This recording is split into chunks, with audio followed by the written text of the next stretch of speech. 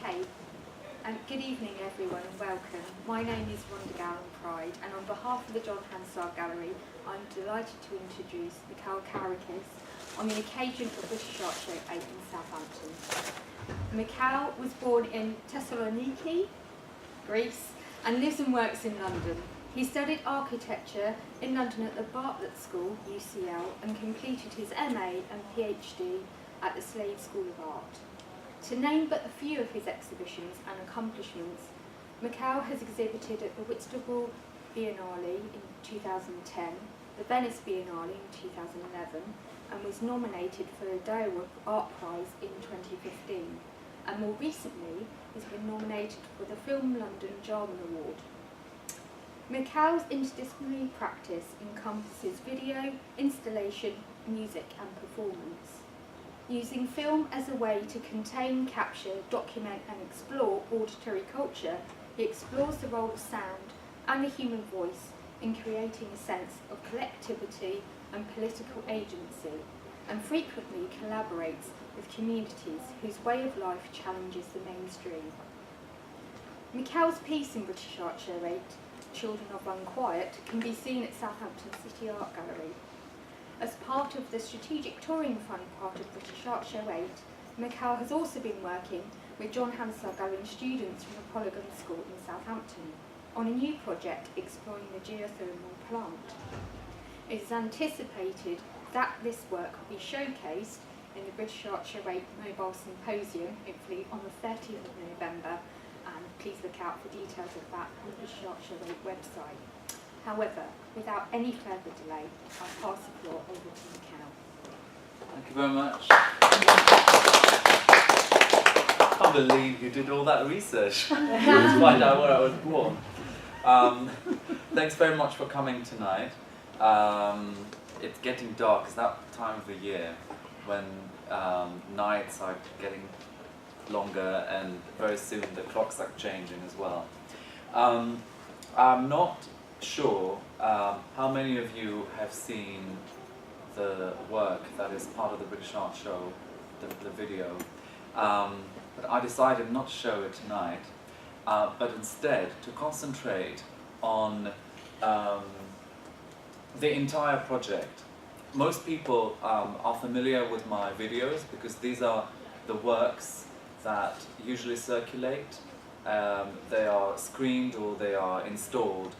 But usually the films are just parts, or rather a part of extended periods of research and collaboration with communities, and parts of projects that are multipartite and include other elements. So tonight I'm going to first talk about Children of Unquiet, very briefly about the film, and then go into the story of how the project came into being. However, before I start that, I wrote a very short, it's only a couple of paragraphs long. I suppose I would call it a short introduction to some of the political thinking behind my work, and usually I tend to respond to books that I read. So this is also a conversation, so to speak, with an author that I recently discovered. His name is Nanni Balestrini, an Italian author who is in his 80s, I believe, and was part of the workers' movement in Italy in the 1970s, 60s and 70s. So in response to Nanni, I have written the following. My mother's generation presented themselves as bearers of a trade, able to identify themselves and even take pride in their trade. The economic shocks of recent years, the energy and environmental crisis arriving at the tail end of Western deindustrialization, and the impressive technological leaps which robotized production and reduced personnel and their costs have all contributed to the composition of a new labour force, us. A new worker, flexible, casualised, interchangeable, usually without entitlements, no holidays, sick leave, pension or redundancy provision. The new worker is hired often at their own risk, and usually at their own infrastructural cost by invisible or virtual employers or by smaller firms that work for bigger corporations. The new worker is often responsible for providing their own infrastructure that allows them to execute the work or provide the service on behalf of or in the name of the employer. For example, I work at the RCA, paid per contact hour with students. I have no office, no designated tutorial room, no computer provided by the school. Yet, I'm expected to write reports digitally, give tutorials often in cafes or libraries, and to communicate with staff and students outside the hours I'm paid for and on days that I either work for other employers or in my studio. The new worker is employed for short periods of time, fixed term, part-time or with 0-hour contracts, and no longer than the period that would legally oblige their employers to offer them contracts with more entitlements. This restructuring has been accompanied by the transfer of productive processes to countries the West calls the Third World. And most importantly, at least in my opinion, and also which concerns the focus of the projects I'm going to discuss today, it has created a new generation of young people who are alienated from the means of production. They are a new social class, new social figures in search of a source of income to be able to survive and to consume, ideologically estranged from production and with no professional identity, no fixed professional identity. So the projects I'm going to talk about are engaging with specific groups of people and their contexts, but I feel that the questions that I'm asking and the stories I'm telling actually become collective stories. The questions, I feel, might be considered epochal. I'm not sure how to pronounce that. Epochal. So Children of Unquiet came out of an invitation that I received from an organization called Villa Romana in Florence, Italy, in 2012. They invited me to spend about a month there and to respond to a specific site.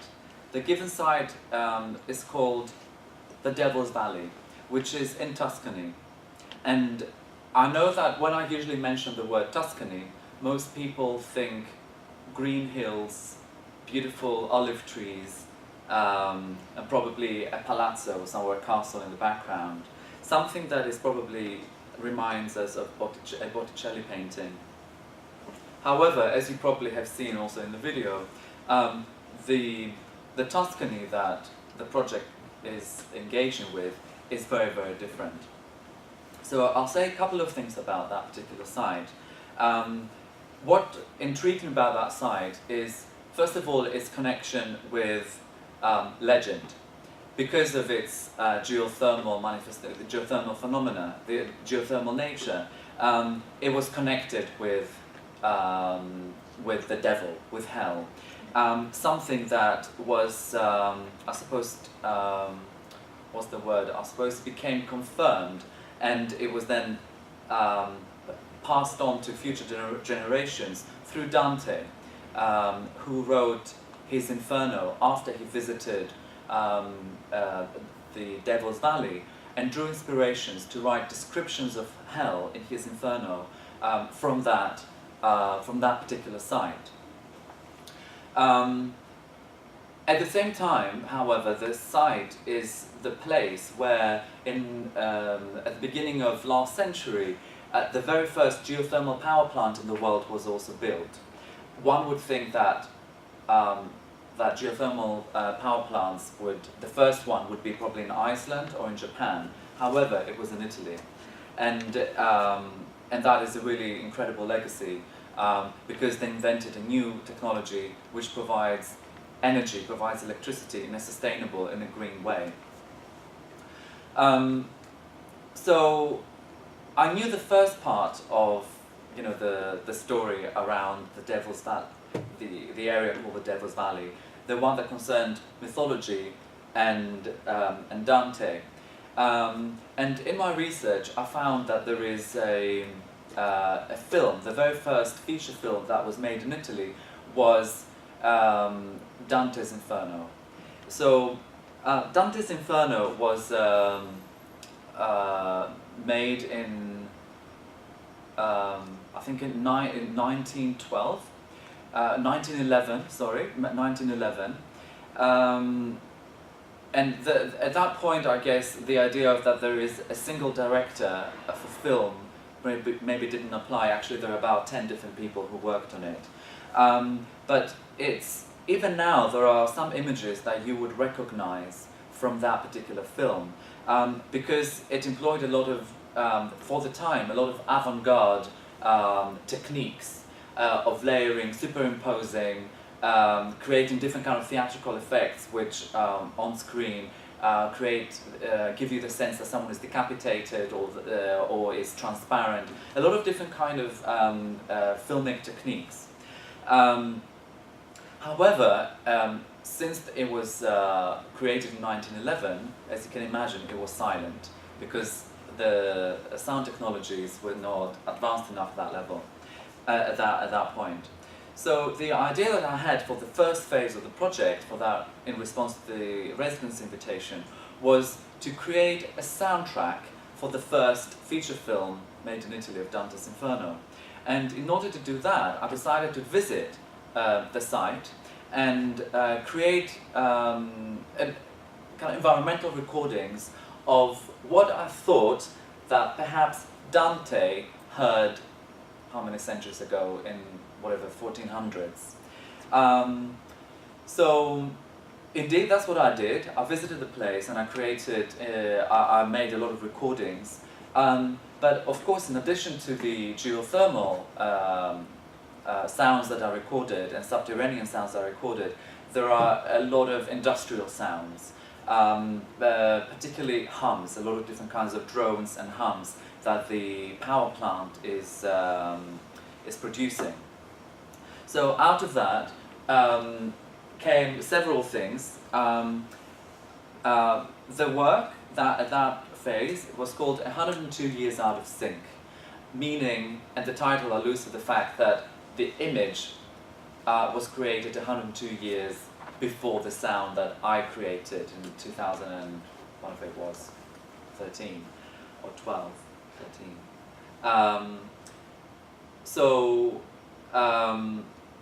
That consists of, this is an installation version of it, there's also a performance version of it which I'm going to show you in a bit.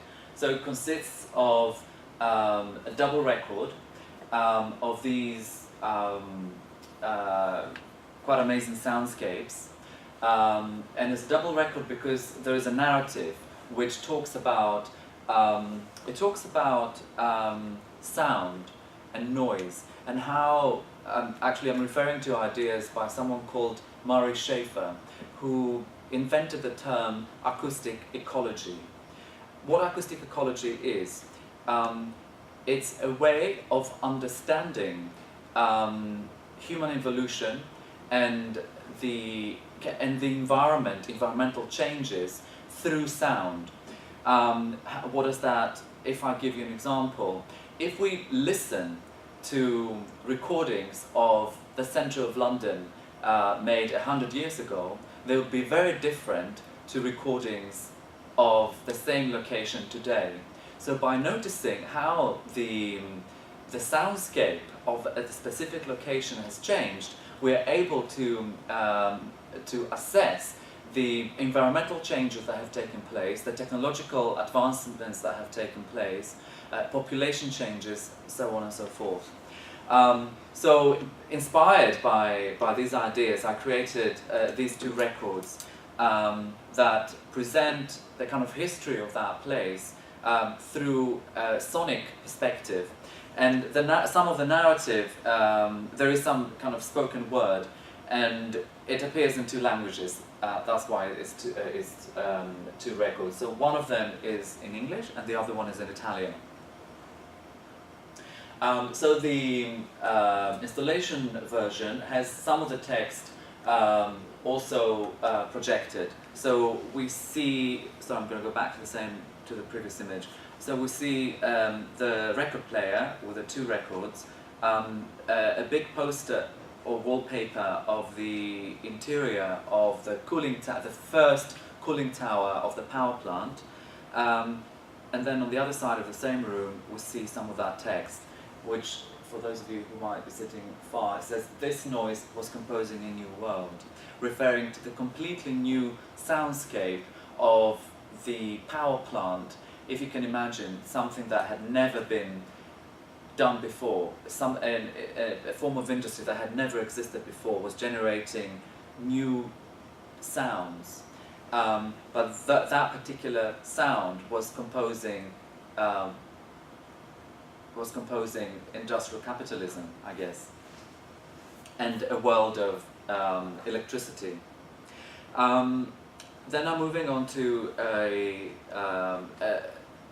shot of the performance version of the same work, which it consists of two different kinds of images, of moving image works. On one side, on the right,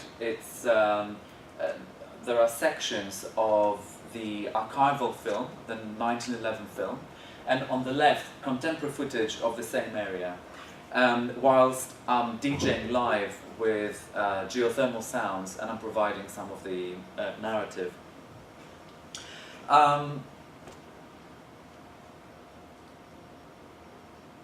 But it was difficult to ignore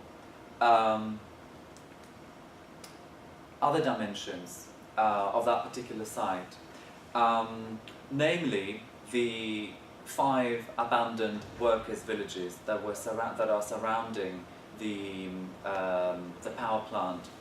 So the power plant, the core of the power plant is called Larderello, which is the name of the location, that particular location, and the first village. And it takes its name from Lord Larderel, who was the inventor of that particular engine that transformed the pressure of the steam and heat to electricity. So as the plant was a kind of success story, and as it grew, it needed to attract more workers to go and work in that area that is actually kind of the middle of nowhere in Tuscany. And in order to do that, the government and the plant built fantastic housing. They commissioned one of the most iconic Italian modernist architects called Giovanni Michelucci, who is also responsible for the construction of some of the most iconic modernist railway stations in Italy, including the one in Florence. So they invited him to design a master plan for new housing that would accommodate the workers that came to the area to man the plant. The housing is quite impressive. Even today, it's incredible infrastructure in terms of its architectural clarity, the use of materials that are of very high standard, of mahogany, marble, and concrete, of course. And also how the villages were constructed, with a circolo, which is a community center in the middle of the village, the housing around it within walking distance from the power plant, but always facing, all the balconies are facing towards the green hills in the distance of Tuscany. So being in close proximity, yet once you're at home, you forget that you are so near work. You can focus on the countryside, or you can visit the community centre that also had a theatre, a cinema, and a swimming pool. There was also a sports centre nearby. The workers received free medical care, and they were also unionised. However, I'm not sure if I mentioned 5,000. By the 1970s, there were 5,000 workers who moved there with their families, and there were 5 different villages. By the end of the 70s, beginning of the 80s, progressively the power plant, that by that time had expanded its network, is actually vast now. It began to introduce automated technologies and become, I suppose by 2010, became exclusively automated. So the only staff that are needed to work in the plant are only maintenance staff. So from 5,000 people, remain only 500 people that need to work in the plant. That has led to the desertion of entire villages, and of course the complete kind of dissolution of the communities. So I'm going to go to an anecdote that I mentioned to Oliver earlier. When I was visiting, I was on a site visit, I was visiting one of the villages. There was a small boy, he was 5 years old, about 7 years old, and he tried to make contact with me, kind of say hello. He started talking to me. My Italian is very limited, so I was kind of talking kind of a mix of Italian, gibberish, English, and sign language, and his mom, and I was with a friend, a female friend, and his mum, after like 5 minutes or so, I saw his mum come, and she just dragged him away from us without acknowledging us, without saying hello, and the boy just waved goodbye. And at that point, a very simple, kind of very naive question kind of came to my mind. And then I was kind of thinking about it when I went to my hotel in the evening. I was thinking, okay, what the boy wanted was to talk to me. He wanted to make contact with someone, with a stranger. But what his mum wanted him to do is something completely different. She just wanted him to go. And there was no negotiation. And it really made me think, what is it that we want? What is it that we in general want? But what is it that the parents who inhabit that area, not that region, not necessarily the villages, but who inhabit that region, who perhaps used to work in the plants, what do they want for their children, and what is it that the children want for themselves? And this is a kind of question that I started kind of thinking about. I had meetings with a power plant, and the answer to that kind of question was, well, there's no future here for the next generation. They have to leave because there are no jobs any longer. So that was the power plants, the industry's point of view, the industry's narrative. Then we arranged to meet the local mayor, who repeated the same narrative. And then I asked him whether it would be possible at some point to organize a kind of consultation with parents. And he did. It took about a month, so I left and then I went back. And I posed the same question to them, and they all said in different ways that basically there's no future for the children there, and they all wanted the children to leave. Most of these parents were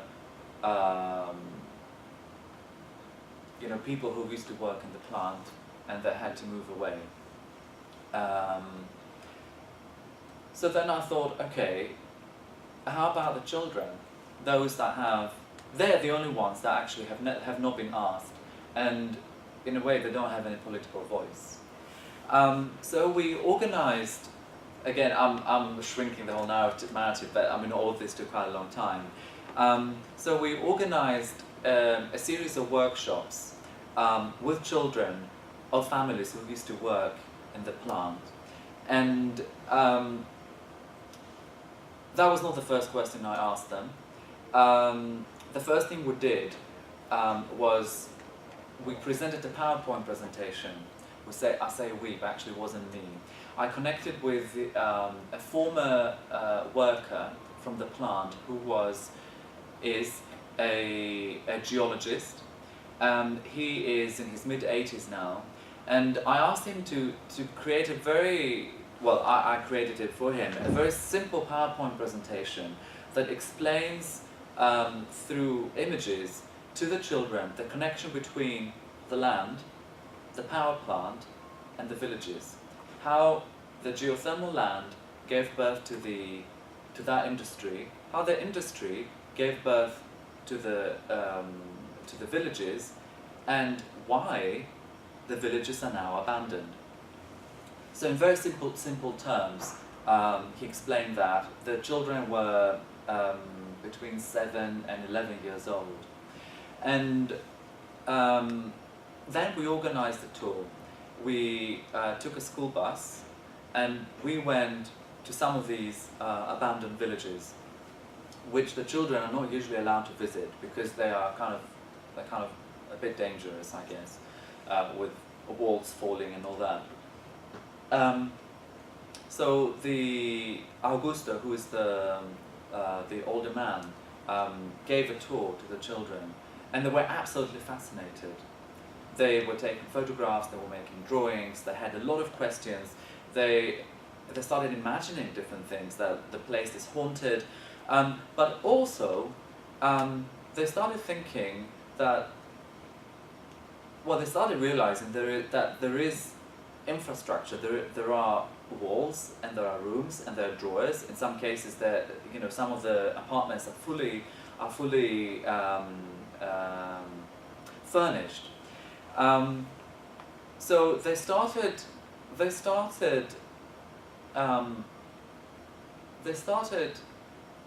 having conversations about what they wanted to do there. Some buildings they wanted to turn into hotels that were only for children. Other buildings they wanted to turn into refuge homes for abandoned animals. Others they wanted to turn into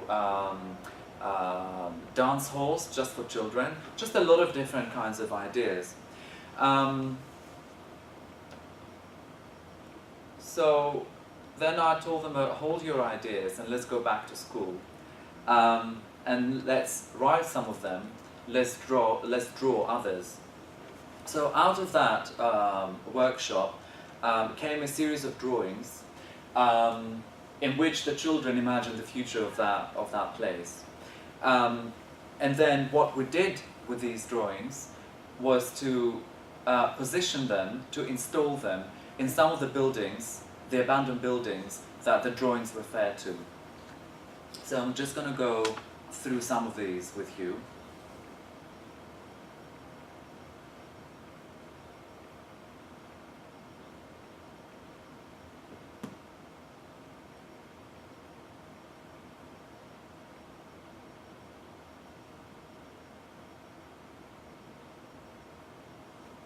So I realized that the children started, in my perception anyway, how I began to understand it, they started having some sort of agency. They started thinking of that place in a different way from all the adults I had spoken to. Then we made different drawings. Some of them worked on their own, some of them worked together, but then on the last day, we actually worked on multiple drawings all together. We kind of arranged we arranged the classroom to look like a street that the children were kind of supposedly neighbors, and then they worked on different drawings to depict that, and then filmed that, or rather I filmed it with a Super 8 camera to make it seem like we are either driving through that place or flying over it, and we're just seeing different scenes.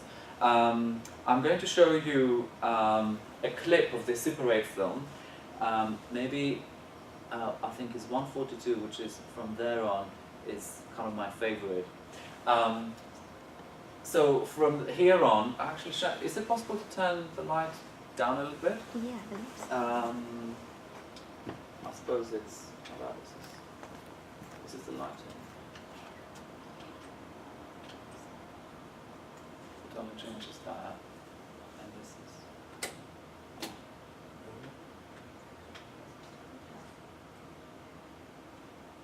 Maybe that is from a different switch. Okay.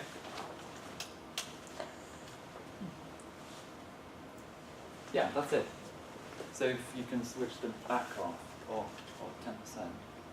Yeah, and these are off. And the only light we have now is the projection, and a bit of that. From this point on, you will see, I hope you understand it, it's this kind of a beautiful and a kind of abstract drawing, but then in joints with other drawings. So this is the swimming pool they imagined, because the water is warm, is very warm. They were very excited by the idea that they could swim outdoors throughout the whole year. So after this, we see general, I think a couple of swimming pools, and then we see one of the clubs they designed, and the entrance has the shape of headphones. The doors have the shape of headphones. It has no sound, it's Super 8.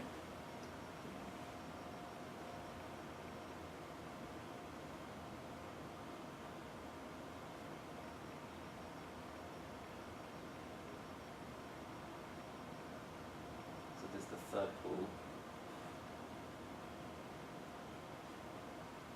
It's the plant, Paprika.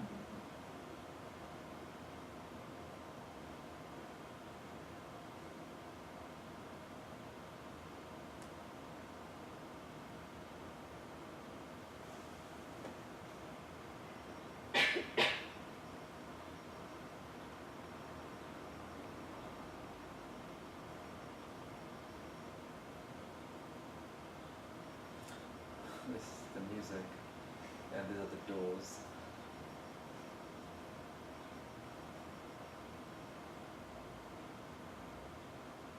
And the cooling towers.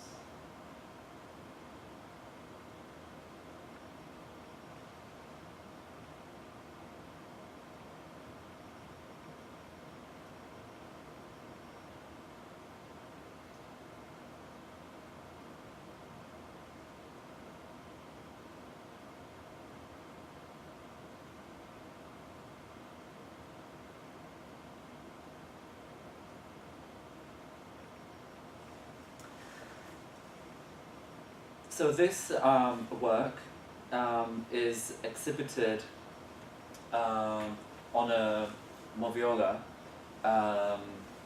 So actually it's cranked by the audience. They navigate through the film, and it's exhibited alongside a series of photographs, which I call them photographs of kind of aural reverie.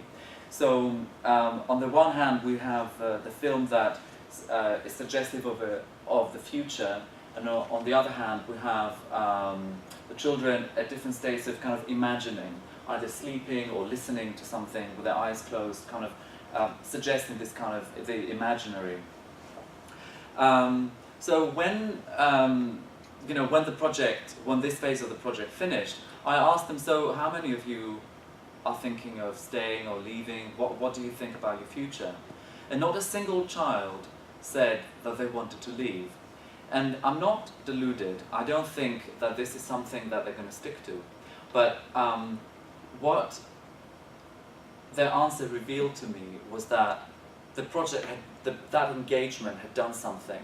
That even momentarily, even for the month that I was there, they our exchange and the project had opened up an opportunity for them to imagine that they are able to determine the future, to imagine a different narrative from that local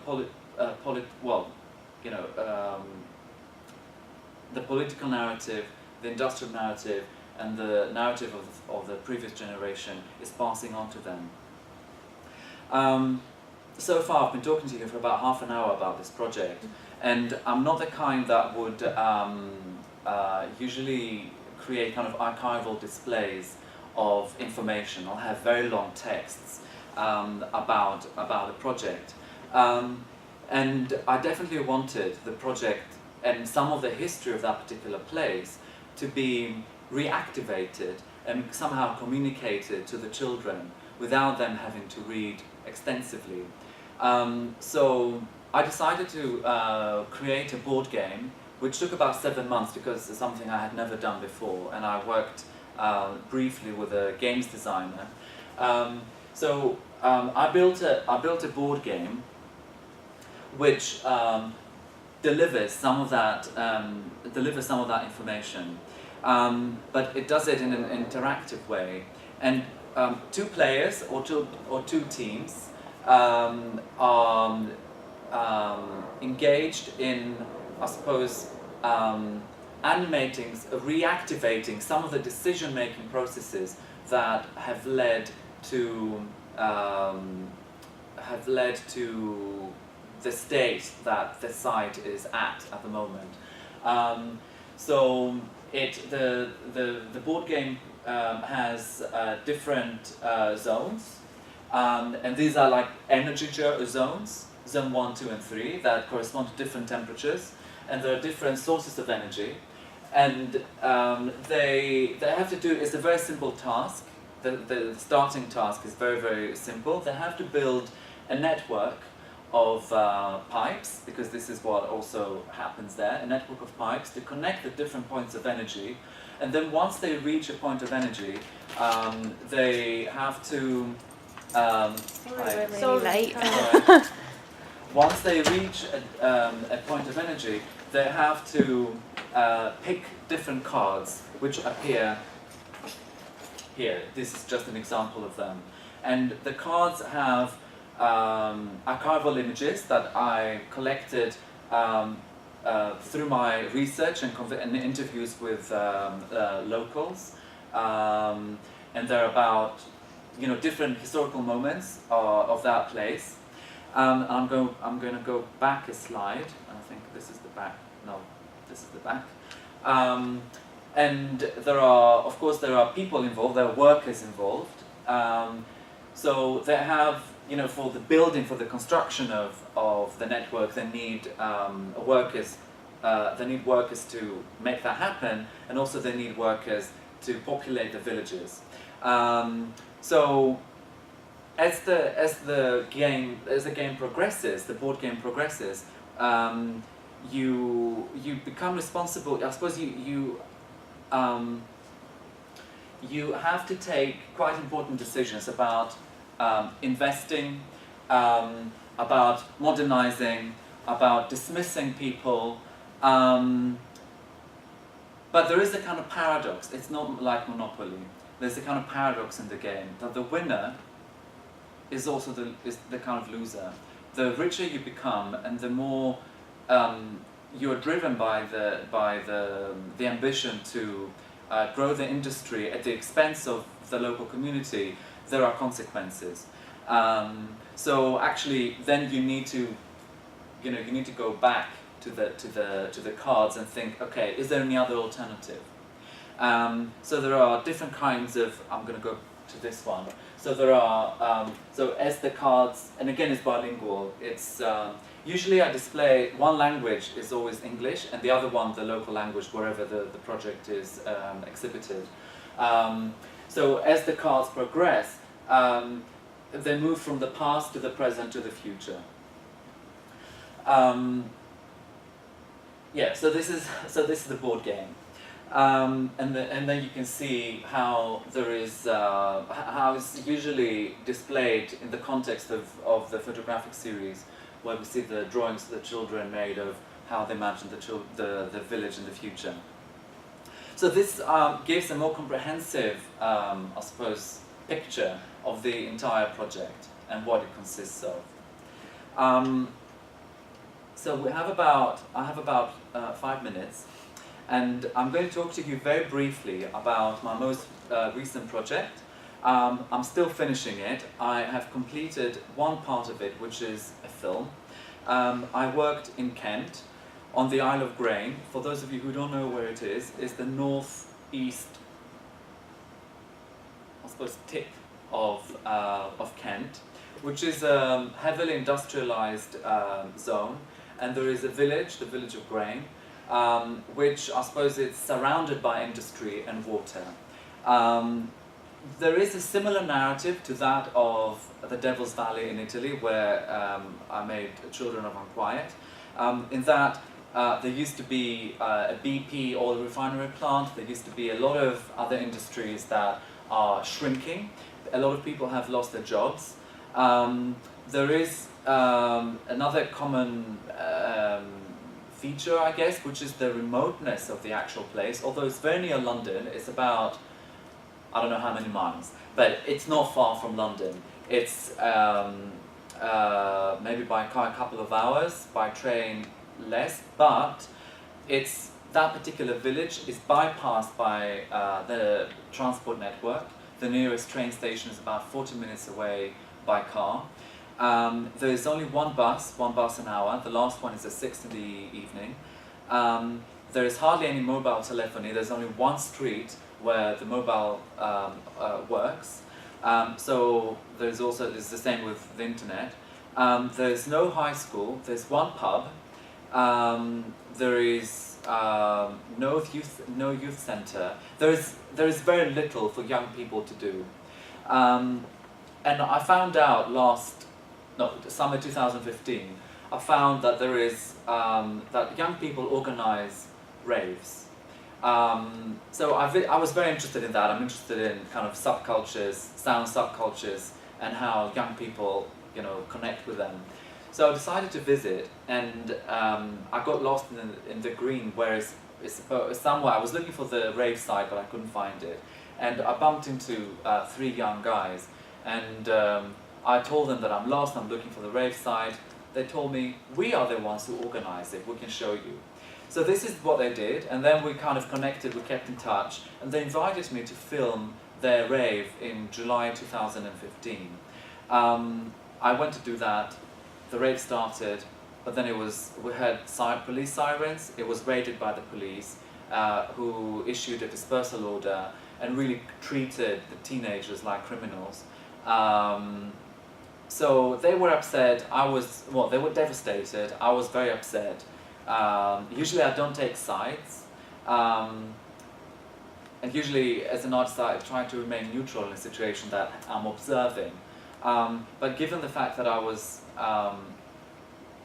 observing something that was organized by people that have no, as I was saying earlier, political voice, because there were some of them under 18. I became a kind of spokesperson. So I'm not going to say much more, because I'd like to show the film. So over about, how long, maybe 9 months, I developed with a group of young teenage boys, again 11, 12, 13, 14-year-olds, a film. They had the idea to make a documentary. They wanted to make a documentary which presents the Isle of Grain from the point of view of teenagers.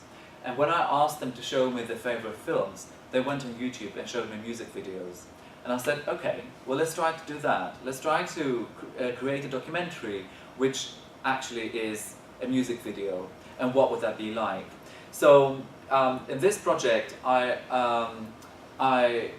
collaborated with them to quite a great extent, in that actually they directed me. I gave them a kind of structure. So I asked them to write a song, and each verse of the song I suggested that it's about a different stage of their lives. So they selected different kind of ages, so the age of 7, I think 13 or 16, and then 18, 25, 30, and 60. And each verse is about that. So the song, the structure of the song also becomes a vehicle for them to reflect on their past and also imagine their future. And throughout the video that you're going to see, they perform these to camera, but also there are in-between sections in which I follow them at different places, including an underground military tunnel where they're not allowed to go, and they usually go to smoke and do other things. The rave site, where we staged a kind of noisy protest, as well as other parts of the area where they roam. So it's called Ain't Got No Fear, which is also a line from their song. And they told me I can do this. Great.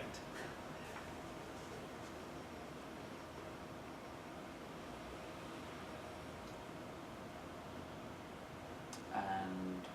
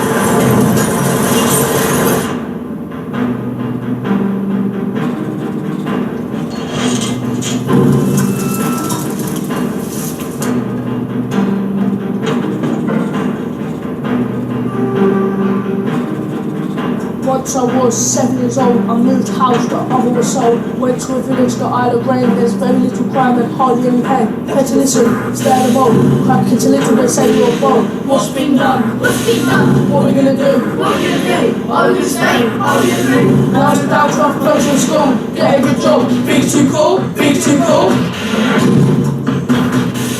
Big too cool, big too cool. Big too cool, big too cool.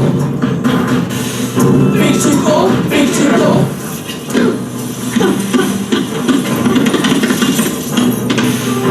Now I'm at the age of 13, sitting around playing Pin 16. Sometimes talking about records, hanging around the local shops. The streets of life, but it is ours, as I can play for hours and hours.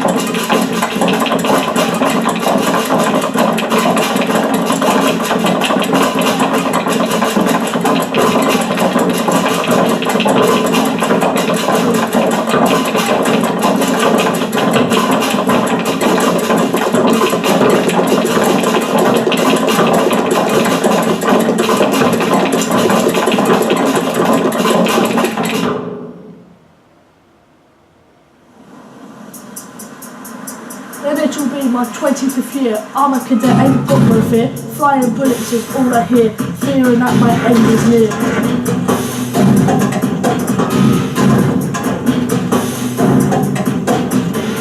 What's been done? What's been done? What we gonna do? What we gonna do? What we gonna stay? How we gonna move? Now to down stuff, go to school, get a good job. Big too full, big too full. Big too full, big too full. Big too full, big too full. Big too full, big too full.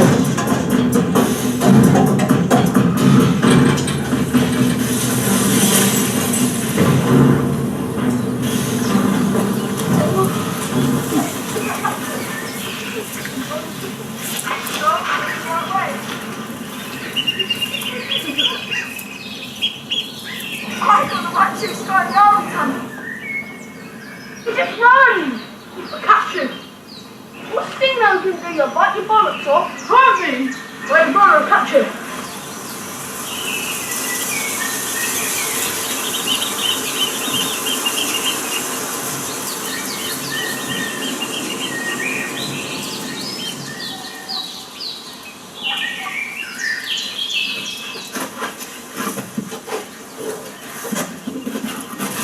I'm ready.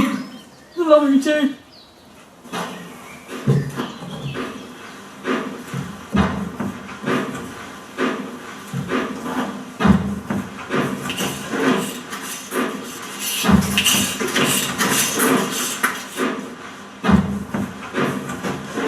I'm scared now.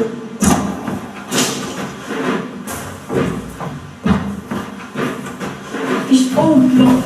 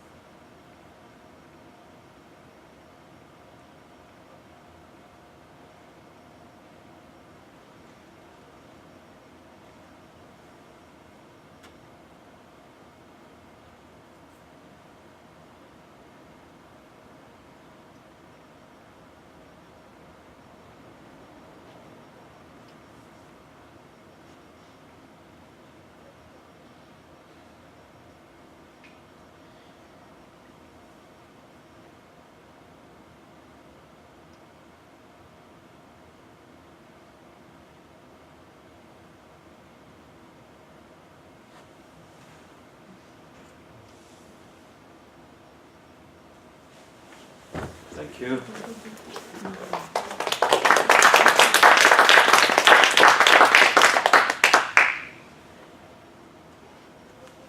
That's it, I'm finished.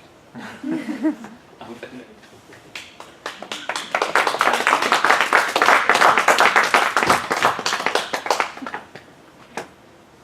Anyone have any questions?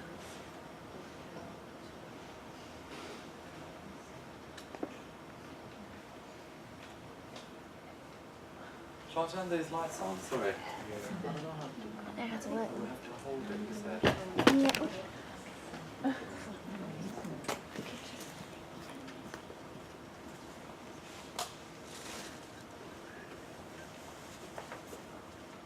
Yes? I just wanted to ask, do you often know like how you're going to build from like one project piece to another, or do you just sort of see where it will take you like, from like the I never really know. Just let it take you. This is what makes it, I suppose, interesting, but also really terrifying. I never know. I mean, in recent years, usually I'm approached by commissioning bodies, different commissioners like festivals or museums, and they suggest sites, specific areas, but then apart from that, it's really the unknown. You know, I never know who I'm going to work with, what we're going to do. With Ain't Got No Fear, although I interacted with slightly older teenagers at the beginning, and then I organised a series of workshops for, they took place every weekend from October to December 2015, and in a way it's through these workshops that the community kind of children formed, and then they came up with the idea. But at the beginning, I mean, no one came to the workshop. It was just a way of starting something, of giving something, and finding out who might be interested. Yeah. Yes, So that way of working is, because there's a Whitstable Burial credit at the bottom, yeah. but that wasn't the starting point. The work was developed outside of an institutional context. Am I right? Not for this project. This project, they invited me to develop a project, all right. and they had a region in mind. So this is how this project came about. Because I wouldn't be able to organise workshops if there is no funding. And Sue Jones. Sue Jones was involved in the Estuary Festival that happened recently. as well, yeah. Yeah.